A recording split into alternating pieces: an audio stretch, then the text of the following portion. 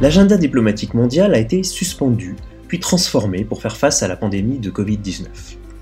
Celle-ci a touché de plein fouet des États qui ne s'y attendaient pas, à commencer par les 5 membres permanents du Conseil de sécurité. Les réactions des États du monde, surpris, ont d'abord été unilatérales, avant d'être régionales et multilatérales. Au niveau international, ces réactions n'ont pas toujours été éthiques. Cela est vrai de certaines décisions nationales ayant des effets internationaux prises en amont de la crise mondiale. L'on pense à la Chine, qui n'a pas notifié à l'OMS les événements survenus sur son territoire, entraînant la propagation incontrôlée du virus.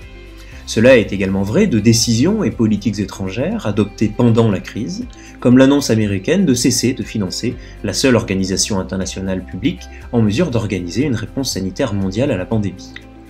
Il faut aussi espérer qu'à une guerre des masques ne succédera pas une guerre des vaccins dans un avenir proche. Par ailleurs, certaines organisations internationales n'ont pas toujours agi de manière éthique.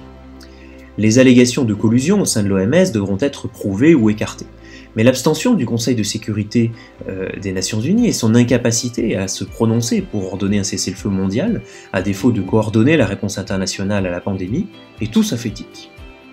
La Russie, la Chine et les États-Unis, 3 membres permanents du Conseil de sécurité, l'ont instrumentalisé et l'ont délibérément paralysé pour des raisons diverses, présentant au monde l'incapacité des grandes puissances à mettre de côté leurs différends le temps d'une pandémie planétaire.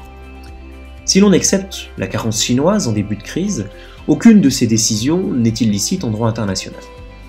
En revanche, elles présentent toutes des failles éthiques.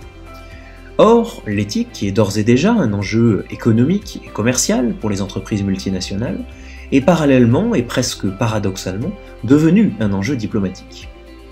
La diplomatie du masque pratiquée par la Chine, son annonce d'un financement supplémentaire de l'OMS face au recul américain, ou encore les démarches visant à l'allègement des dettes africaines, en sont des manifestations récentes.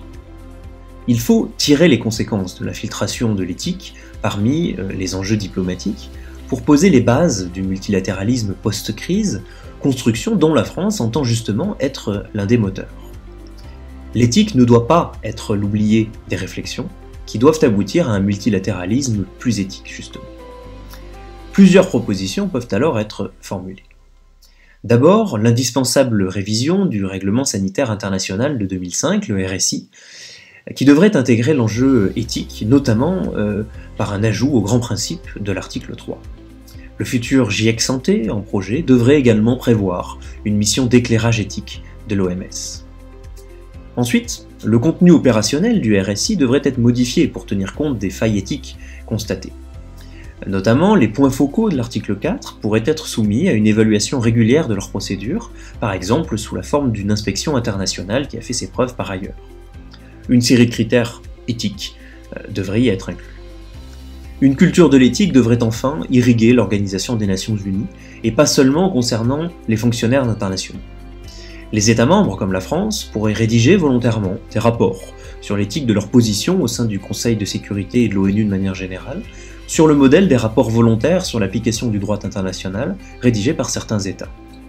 Un groupe de travail sur l'éthique des décisions, voire un comité d'éthique, pourrait être créé au sein du Conseil de sécurité, avec pour mission de présenter un rapport public sur la prise en compte de l'éthique dans les décisions du Conseil et de formuler des propositions d'amélioration.